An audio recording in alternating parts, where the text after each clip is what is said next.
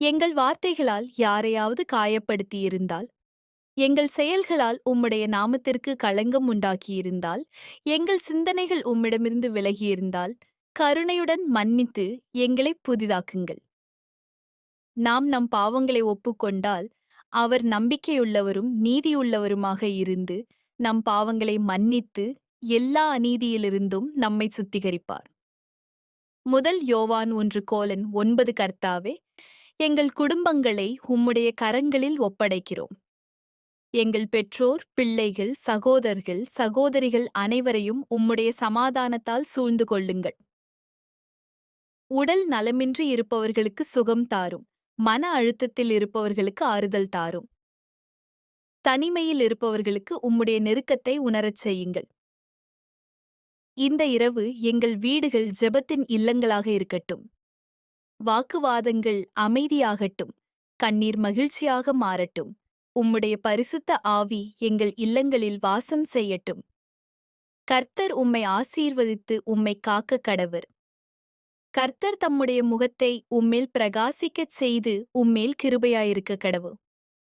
எண்ணாகமம் 6:24 முதல் 25 வரை. கர்த்தாவே, உழைப்பாலும் சோர்வாலும் களைத்த எங்கள் உடல்களுக்கு இந்த இரவு ஓய்வு தாரும். எங்கள் மனங்களை உம்முடைய வார்த்தையால் நிரப்பி, தேவையில்லாத சிந்தனைகளிலிருந்து எங்களை விடுவியுங்கள். எங்கள் நித்திரை உம்முடைய பாதுகாப்புக்குள் இருக்கட்டும். என்னிடத்தில் உழைத்துச் சுமை சுமப்பவர்கள் யாவரும் என்னிடத்தில் வாருங்கள், நான் உங்களுக்கு இளைப்பாறுதல் தருவேன். மத்தேயு 11:28. ஆண்டவரே, நாளைய நாளை உம்முடைய கரங்களில் ஒப்படைக்கிறோம். எங்களுக்கு என்ன நடக்கும் என்பதை நாங்கள் அறியோம், ஆனால் எங்களை நடத்தும் தேவனை நாங்கள் அறிந்திருக்கிறோம். அந்த நம்பிக்கையோடு இந்த இரவை எதிர்கொள்கிறோம். எங்கள் வாழ்க்கையின் ஒவ்வொரு பகுதிக்கும் நீர் ஆண்டவராக இருக்கட்டும்.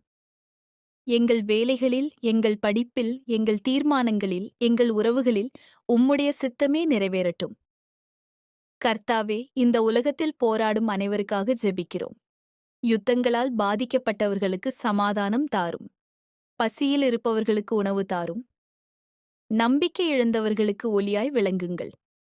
இந்த வெள்ளிக்கிழமை இரவு உம்முடைய சிலுவையின் அன்பை நினைவுகூருகிறோம். எங்களுக்காக தம்முடைய உயிரையே கொடுத்த இயேசுவின் தியாகத்துக்காக நன்றி செலுத்துகிறோம். அந்த அன்பே எங்கள் வாழ்வை மாற்றட்டும். தேவன் உலகத்தின் மேல் இவ்வளவாக அன்பு கூர்ந்தார்.